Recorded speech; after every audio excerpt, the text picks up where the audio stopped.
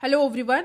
आज हम लोग आपके आने वाले एग्जाम के लिए हिस्ट्री के इम्पॉर्टेंट 25 क्वेश्चन को डिस्कस करने जा रहे हैं जो कि आपके एग्जाम पॉइंट ऑफ व्यू से इम्पॉर्टेंट है। आंसर के साथ साथ मैं आपको इम्पॉर्टेंट फैक्ट बताती जाऊंगी जिससे आपका रिवीजन होता जाएगा। तो अगर आप चैनल पर नए हैं तो सब्सक्राइब करिएगा और वीडियो आपके लिए हेल्पफुल लगे तो वीडियो को लाइक एंड शेयर भी ज़रूर करें। इससे पहले जो है साइंस, रीजनिंग और मैथ्स की प्लेलिस्ट बनी हुई है, आप चाहें तो उन वीडियोज़ को भी देख सकते हैं। तो चलिए हम लोग अपना आज का डिस्कशन स्टार्ट करते हैं। आज का हमारा पहला क्वेश्चन है, बहुत ही इंपॉर्टेंट क्वेश्चन है, कई बार एग्जाम में पूछा गया है। और ध्यान दीजिएगा, जो क्वेश्चन आज मैंने लिए हुए हैं वो किसी ना किसी एग्जाम में रिपीटेडली बार बार पूछे गए हैं। तो सभी क्वेश्चन को आपको अच्छे से याद कर लेना है, किसी को भी स्किप नहीं करना है। तो पहला क्वेश्चन है, अपने शिलालेखों में अशोक सामंतिया किस नाम से जाने जाते हैं? चार ऑप्शन आपके सामने दे रखा है, चक्रवर्ती, प्रियदर्शी, धर्मकीर्ति या धर्मदेव। देखिए, आंसर बताने से पहले मैं आपको कुछ इंपॉर्टेंट फैक्ट बताऊंगी जो आपको अच्छे से याद कर लेना है। देखिए, मौर्य सम्राट थे अशोक और इनके इतिहास की संपूर्ण जानकारी उनके अभिलेख से ही मिलती है। ठीक है, पहला फैक्ट तो ये हो गया। और दूसरा ये है कि अशोक को अभिलेख की प्रेरणा कहाँ से मिली थी? तो ये प्रेरणा मिली थी ईरान के शासक डेरियस से। ठीक है, और अभी तक अशोक के 40 अभिलेख प्राप्त हुए हैं और ये ब्राह्मी, खरोष्टी, अरमाइक, ग्रीक लिपियों में लिखे गए हैं। और कहाँ कहाँ ये मिले हैं? ये मिले हैं अभी जो है भारत में, इंडिया में, अफगानिस्तान में और पाकिस्तान में, नेपाल में और आधुनिक जो बांग्लादेश है वहाँ पर जगह जगह पर ये अभिलेख मिले हुए हैं। ठीक है, और जो मास्की अभिलेख से ही अशोक का नाम जो है देव नाम, प्रिय और प्रियदर्शी के विषय में जानकारी प्राप्त होती है। तो जो हमारा सही आंसर हो जाएगा वो हो जाएगा ऑप्शन नंबर बी। और साथ ही साथ आपको अशोक का शासन काल याद कर लेना है। तो शासन काल था अशोक का 369 से 332 ईसा पूर्व। ठीक है, तो ये सभी इंपॉर्टेंट फैक्ट आपको याद कर लेना है। ठीक है, हम लोग नेक्स्ट क्वेश्चन पर आते हैं। नेक्स्ट क्वेश्चन है, इनमें से कौन गुप्त काल में औषधि के क्षेत्र में अपने कार्य के लिए जाने जाते हैं? चार ऑप्शन आपके सामने दे रखा है। तो जो इसका सही आंसर हो जाएगा, देखिए, गुप्त काल में चिकित्सा के क्षेत्र में दो इंपॉर्टेंट पर्सन थे, एक थे चरक और दूसरे थे सुश्रुत। तो जो हमारा सही आंसर हो जाएगा वो हो जाएगा ऑप्शन नंबर ए, सुश्रुत। ठीक है, और सुश्रुत प्राचीन भारत यानी इंडियन एंशियंट इंडियन के महान चिकित्सा शास्त्री थे। ठीक है, तो यहाँ पे ऑप्शन नंबर ए हो जाएगा हमारा सही आंसर। और इन्होंने ही आज से लगभग 25 साल पहले ही, किसने? सुश्रुत ने ही आज से 25 साल पहले ही प्लास्टिक सर्जरी की वैज्ञानिक संकल्पना प्रस्तुत कर दी थी। ठीक है, बता दिया था कि प्लास्टिक सर्जरी के बारे में। थर्ड क्वेश्चन पे हम लोग आते हैं। इंपॉर्टेंट क्वेश्चन है, निम्नलिखित में से प्राचीन भारत की कौन सी लिपि दाहिने से बाएं ओर लिखी जाती है? यानी दाहिने से बाएं ओर लिखी जाती है। ठीक है, चार ऑप्शन आपके सामने दे रखा है। तो जो सही आंसर ये है खरोष्टी। देखिए, सिंधु घाटी की चित्रलिपि थी, आपको पता ही है। तो सिंधु घाटी की चित्रलिपि को छोड़कर खरोष्टी भारत की दो प्राचीनतम लिपियों में से एक है। ठीक है, और जो अशोक थे उनके जो सहवाजगढ़ी और मनसरेहा अभिलेख था वो खरोष्टी लिपि में ही लिखवाए गए। स्पेशली पूछा आता है कि अशोक के कौन से अभिलेख जो है खरोष्टी लिपि में लिखवाए गए थे। तो पाकिस्तान में है सहवाजगढ़ी और मनसहेरा। ठीक है, ये आपको अच्छे से याद कर लेना, और ये दाईं से बाईं ओर लिखी जाती थी। फोर्थ क्वेश्चन है आपका, निम्नलिखित में से कौन सा बंदरगाह गुप्त काल में उत्तर भारतीय व्यापार के लिए उपयोग किया जाता था? तो जो सही आंसर है वो है ताम्रलिप्ति। ठीक है, और गुप्त काल में उत्तर भारतीय व्यापार के लिए ताम्रलिप्ति बंदरगाह का उपयोग किया जाता था। ठीक है, तो ये जो है ऑप्शन नंबर बी हो जाएगा हमारा सही आंसर। नेक्स्ट क्वेश्चन है, मुगल चित्रकला किसके नेतृत्व में अपने शीर्ष बिंदु पर थी? तो जो सही आंसर ये है आपका जहांगीर। ठीक है, देखिए, जब भी बाबर ये मुगल साम्राज्य की बात आती है, मैं आपको एक इम्पॉर्टेंट फैक्ट वो बताती हूँ, ट्रिक होता है, वो होता है बाज साब। ठीक है, तो ये सीक्वेंस है मुगल शासकों का। तो सबसे पहले मुगल जो साम्राज्य की स्थापना जो है किसने की थी? ये की थी बाबर ने। बाबर के बाद गद्दी पे हुमायूं बैठा था, then Akbar, then Shahjahan, then Jahangir, then Shahjahan, then Aurangzeb, then Bahadur Shah. ठीक है, बहादुर शाह बैठे थे गद्दी पर। ठीक है, ये था। उसके बाद जो है भी आए थे, बट ये इंपॉर्टेंट है, कई बार एग्जाम में पूछा जाता है। तो जो क्वेश्चन है, मुगल चित्रकला किसके नेतृत्व में अपने शीर्ष बिंदु पर थी? तो ये हो जाएगा Jahangir is the correct answer. ठीक है, जहांगीर का काल मुगल चित्रकला के लिए बहुत ही पीक टाइम था, बहुत ही चरम पे था उस समय मुगल चित्रकला। और जहांगीर ने छवि चित्रकारी में जो है प्राकृतिक दृश्यों यानी कि नेचुरल सीन और पर्सन यानी कि व्यक्तियों के जीवन से संबंधित चित्रों का चित्रण की परंपरा को स्टार्ट किया था।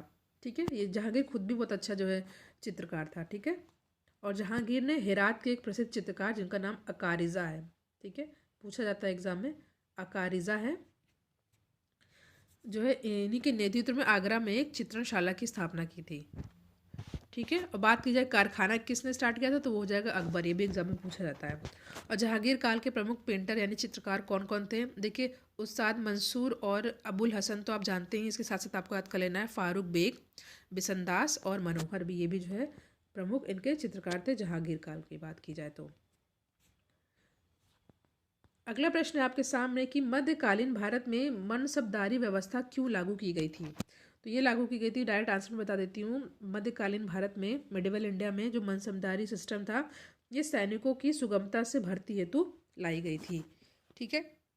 और ये जो मनसब है ये अरबी शब्द है जिसका अर्थ होता है रैंक या पद, ठीक है, रैंक या पद, और ये अकबर ने स्टार्ट किया था, ठीक है। अगला प्रश्न आपके सामने कि अष्टप्रधान का गठन किसने किया था, तो अष्टप्रधान का गठन ये किया था शिवाजी ने, इंपॉर्टेंट है। देखिए अष्टप्रधान में कौन कौन से थे वो भी मैं आपको बता देती हूँ, कौन कौन से जो है इसमें थे परिषद में।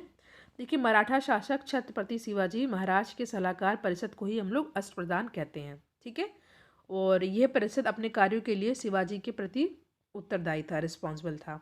और इस परिषद के सदस्य का जो है पद जो है आनुवांशिक नहीं था, याद रखिएगा आनुवांशिक नहीं था। कौन कौन थे अष्टप्रधान में, कुछ इंपॉर्टेंट है आपको याद कर लेना है, जैसे कि पहले थे पेशवा, ठीक है, पेशवा थे, इनका काम क्या था, इनका काम क्या था, पूरे साम्राज्य की देखभाल करना। एक होते थे अमात्य, ठीक है, अमात्य का ये कौन थे, अर्थ मंत्री होते थे, ठीक है। और एक होते थे वाक्यानवीश, ये दरबारी लेखक होते थे। एक होते थे सुमंत, ठीक है, सुमंत क्या क्या होते थे, ये विदेश मंत्री होते थे, ठीक है। और सचिव होते थे।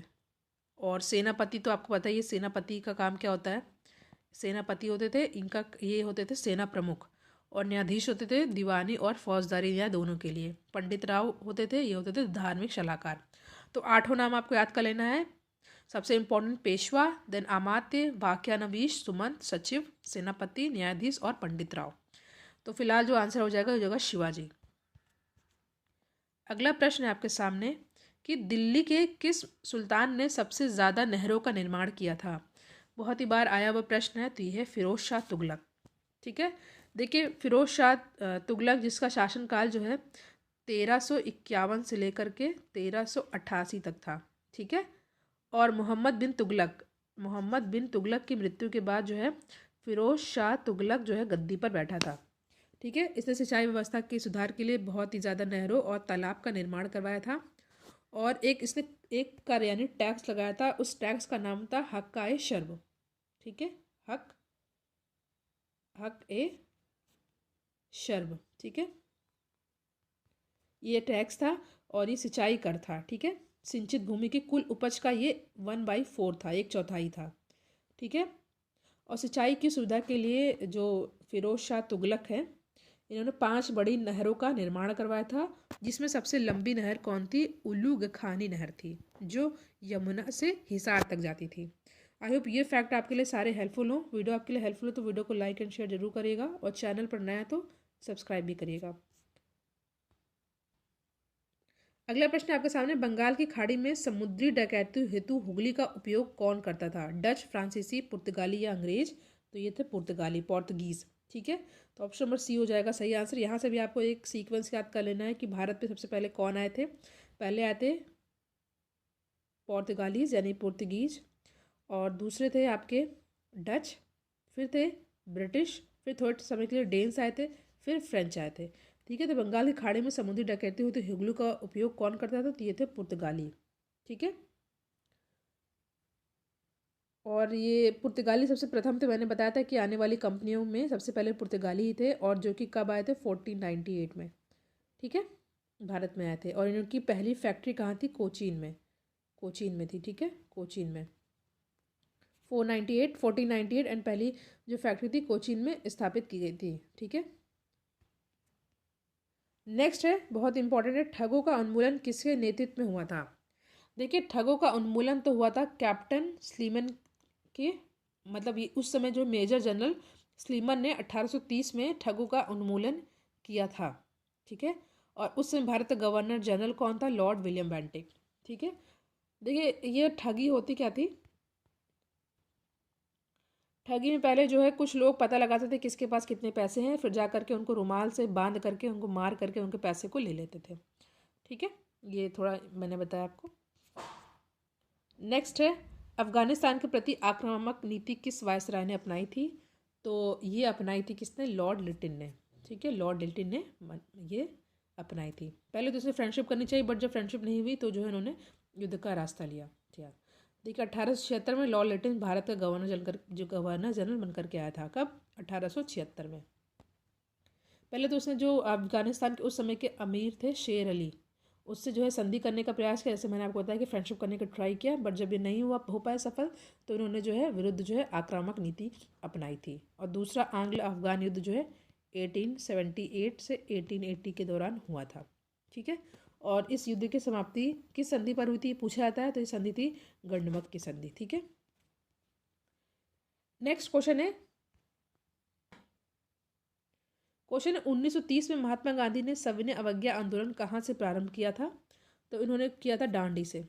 ठीक है, तो गांधी जी ने सविनय अवज्ञा आंदोलन प्रारंभ करने के लिए 12 मार्च 1930 को डांडी मार्च की हिस्टोरिक डांडी मार्च की शुरुआत की थी।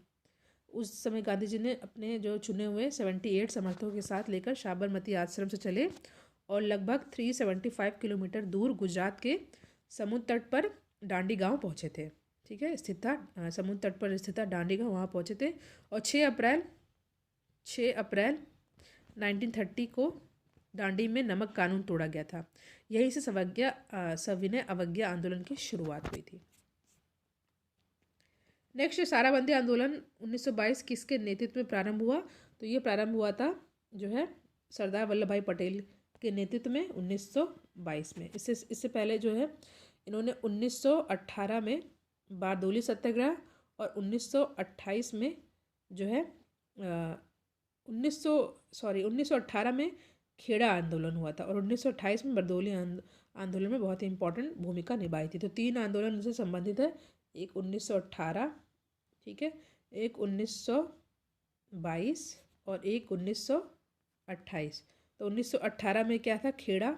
ठीक है, 1922 में कौन सा था? 1922 में मैंने बताया साराबंदी, और 1928 में जो है कई बार एग्जाम पूछा जाता है बारदोली सत्याग्रह। ठीक है, नेक्स्ट क्वेश्चन है भारत के विभाजन के समय भारतीय राष्ट्रीय कांग्रेस के अध्यक्ष कौन थे? यहाँ पे आपके सामने 4 ऑप्शन दे रखा है, जेबी कृपलानी, जवाहरलाल नेहरू, मौलाना अबुल कलाम आज़ाद या सी राजगोपालाचारी। तो भारत के विभाजन के समय इंडियन नेशनल कांग्रेस के प्रेसिडेंट कौन थे? तो ये थे जेबी कृपलानी। ठीक है, ऑप्शन नंबर ए हो जाएगा हमारा सही आंसर। ठीक है, और वो कहाँ पर आयोजित हुई थी? मेरठ में। ठीक है, जेबी कृपलानी। और जो है ये जो है 54वां अधिवेशन था, 13 नवंबर 1946 को हुआ था। ठीक है, और इन्हीं के अध्यक्ष काल में ही भारत जो है स्वतंत्र हुआ था। अगला क्वेश्चन आपके सामने, भारतीय राष्ट्रीय कांग्रेस के संस्थापक कौन थे? तो भारतीय राष्ट्रीय कांग्रेस के संस्थापक थे A.O. ह्यूम। ठीक है, कुछ यहाँ से आपको इंपॉर्टेंट फैक्ट याद कर लेना है। देखिए, आपको पता है कांग्रेस की स्थापना 1885 में हुई थी। ठीक है, 1885 में हुई थी, और जो है पहला अधिवेशन 28 दिसंबर 1885 को बम्बई में हुआ था। ठीक है, और कहाँ पर हुआ था? गोकुलदास तेजपाल संस्कृत विद्यालय में हुआ था, और इस अधिवेशन में 72 लोगों ने भाग लिया था, और इसकी अध्यक्षता जो है W.C. बनर्जी जी ने की थी। और पहले इसके जो महासचिव कौन थे? A.O. ह्यूम। ये इतना फैक्ट आपको याद कर लेना है। फिर आपको याद कर लेना है कि इंडियन नेशनल कांग्रेस की प्रथम मुस्लिम अध्यक्ष कौन थे? तैयब जी थे। और इंडियन नेशनल कांग्रेस यानी भारतीय राष्ट्रीय कांग्रेस की पहली महिला अध्यक्ष कौन थी? तो एनी बेसेंट थी, और इन्होंने कलकत्ता अधिवेशन में भाग लिया था। और पहली भारतीय महिला कौन थी? सरोजनी नायडू थी, कानपुर अधिवेशन में इन्होंने भाग लिया था, अध्यक्षता की थी, सॉरी। तो एनी बेसेंट कलकत्ता है, आपको याद कर लेना ABC। ठीक है, ट्रिक हो जाएगा ABC, यानी कि एनी बेसेंट कलकत्ता का अधिवेशन हुआ था, उसमें उन्होंने अध्यक्षता की थी। ठीक है, अगला क्वेश्चन है, रविन्द्रनाथ टैगोर ने अपने नाइटहुड की उपाधि किस कारण त्याग दी थी? तो इन्होंने अपनी जो है नाइटहुड की उपाधि जो टाइटल था ये त्याग दी थी जलियांवाला बाग हत्याकांड के बाद। ठीक है, कब हुआ था ये? 13 अप्रैल 1919 में। ठीक है, इसी के विरोध में जो जलियांवाला बाग हत्याकांड हुआ था, इसी के विरोध में रविन्द्रनाथ टैगोर ने अपने नाइटहुड की उपाधि को त्याग दिया था। रविन्द्रनाथ टैगोर को हम लोग गुरुदेव के नाम से भी जानते हैं, ठीक है। और ये एशिया के पहले नोबेल पुरस्कार से सम्मानित व्यक्ति हैं और एकमात्र कवि हैं जिन्होंने 2 रचनाएं 2 देशों को राष्ट्रगान किया है, जैसे कि भारत का जन्म गणमन और बांग्लादेश का राष्ट्रीय गान आमार सोनार बांग्ला। ये सब रविन्द्रनाथ टैगोर की ही जो है रचनाएं हैं। नेक्स्ट, भारत सेवक समाज की स्थापना किसने की थी? तो ये की थी इन्होंने, गोपाल कृष्ण गोखले ने, ठीक है। तो 1905 में गोपाल कृष्ण गोखले द्वारा भारत सेवक समाज यानी कि सर्वेंट्स ऑफ इंडिया सोसाइटी की स्थापना की गई थी और महात्मा गांधी जी गोपाल कृष्ण गोखले को अपना राजनीतिक गुरु मानते थे, ठीक है। और महादेव गोविंद रनाडे गोपाल कृष्ण गोखले के राजनीतिक गुरु थे, ठीक है। तो सही आंसर हो जाएगा option number C. Next question है, काकोरी ट्रेन डकैती कांड में किन क्रांतिकारियों को फांसी की सजा दी गई थी? आपके सामने 4 ऑप्शन है। रामप्रसाद बिस्मिल और अशफाक उल्ला खां, दूसरा है वीर सावरकर और वासुदेव चापेकर, तीसरा है प्रफुल्ल चंद्र चाकी और खुदीराम बोस और चौथा है सूर्यसेन और उधम सिंह। तो इस क्वेश्चन का जो सही आंसर हो जाएगा वो हो जाएगा option number A, Ramprasad Bismil और अशफाक उल्ला, ठीक है। तो ऑप्शन नंबर ए हो जाएगा हमारा सही आंसर। देखिए कुछ इंपॉर्टेंट फैक्ट यहाँ से भी आपको याद कर लेना है, जैसे कि देखिए 9 अगस्त 1925 को हिंदुस्तान रिपब्लिक एसोसिएशन के सदस्यों द्वारा उत्तर रेलवे के लखनऊ सहारनपुर रेल मार्ग के काकोरी नामक स्थान पर ट्रेन को लूटा गया था। सरकारी खजाना था, इसको लूट लिया गया था और इसमें फिर 29 क्रांतिकारियों को गिरफ्तार किया गया, जिसमें रामप्रसाद बिस्मिल, अशफाक उल्ला खां और रोशन लाल और राजेंद्र लाहिड़ी को फांसी हुई और जो चंद्रशेखर आज़ाद थे वो बच निकले थे, ठीक है। इसकी जो पैरवी हुई थी, तो काकोरी कांड के जो मुकदमे की पैरवी हुई थी उसमें सरकार की ओर से नारायण मुल्ला को नियुक्त किया गया था और जो अभियुक्त थे उनकी ओर से लक्ष्मी नारायण मिश्र और केसी दत्त नाम याद कर लीजिएगा, इंपॉर्टेंट है, कई बार एग्जाम पूछा जाता है, और जयप्रकाश मिश्र की नियुक्ति की गई थी। नेक्स्ट है, सत्यशोधक समाज की स्थापना किसने की थी? तो सत्यशोधक समाज की स्थापना ज्योतिबा फुले जी ने की थी और कब की थी? 1873 में की थी।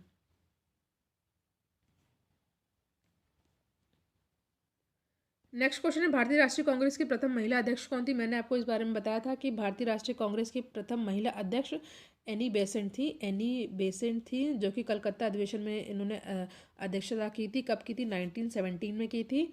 और बात की जाए पहली भारतीय महिला कौन थी, तो श्रीमती सरोजनी नायडू थी। उन्होंने जो है कानपुर अधिवेशन में अध्यक्षता की थी और 1925 में की थी, ठीक है। ये आपको सब याद कर लेना है। तो B is the correct answer. Next है, व्यक्तिगत सत्याग्रह आंदोलन के सत्याग्रही कौन थे? ठीक है, तो ये कौन थे? ये थे विनोबा भावे, ठीक है। व्यक्तिगत सत्याग्रह राष्ट्रपति महात्मा गांधी द्वारा 1940 में स्टार्ट किया गया था और प्रथम थे कौन? विनोबा भावे थे, ठीक है। नेक्स्ट, लंदन में इंडिया हाउस के संस्थापक कौन थे? 4 ऑप्शन आपके सामने दे रखा, श्यामजी कृष्ण वर्मा, रास बिहारी बोस, तारक दास या रामचंद्र। तो जो सही आंसर है वो हो जाएगा श्यामजी कृष्ण वर्मा, ठीक है। Shyamji Krishna Verma is the correct answer, ठीक है। और इंडिया हाउस की स्थापना इन्होंने 1905 में की थी, ठीक है। 1905 में की थी श्यामजी कृष्ण वर्मा ने लंदन में इंडियन हाउस की स्थापना की थी, ठीक है। आज का हमारा आखिरी क्वेश्चन है, वह प्रथा जिसके तहत किसान स्वयं भूमि का मालिक होता है और सरकार को भू राजस्व का भुगतान के लिए जिम्मेदार माना जाता है, और तो ये कौन सी व्यवस्था है? ये फिर से पढ़ते हैं क्वेश्चन। वह प्रथा जिसमें किसान स्वयं भूमि का मालिक होता है और सरकार को भू राजस्व के भुगतान के लिए जिम्मेदार माना जाता है, वो प्रथा कौन सी है? तो वो प्रथा है रैयतवाड़ी। Option number B is the correct answer. देखिए, रैयतवाड़ी व्यवस्था के तहत किसान ही स्वयं भूमि का मालिक होता है, ठीक है। और ये जो है सबसे पहले 1792 में कर्नल रीड के द्वारा इसे बारामहल जिले में पहली बार लागू किया गया था, ठीक है। ये तो पहले की बात थी, बट इसको पूरी तरह से अच्छी तरह से 1820 में कौन लागू किया था? ये थे मुनरो ने, ठीक है। मुनरो ने रैयतवाड़ी व्यवस्था की संपूर्ण मद्रास में लागू कर दिया था, ठीक है। तो ये जाएगा हमारा सही आंसर। देखिए, 3 व्यवस्था थी, आपको पता है, एक था परमानेंट सेटलमेंट, एक थी रैयतवाड़ी और एक थी महलवारी, ठीक है। तो जो रैयतवाड़ी थी सबसे ज़्यादा यही जो है भारत पर था, 51% भारत पर ये लागू था। ठीक है, उसके बाद महलवाड़ी थी, देन परमानेंट सेटलमेंट। तो फिलहाल हमने इंपॉर्टेंट क्वेश्चन को डिस्कस किया विद फैक्ट। Thank you.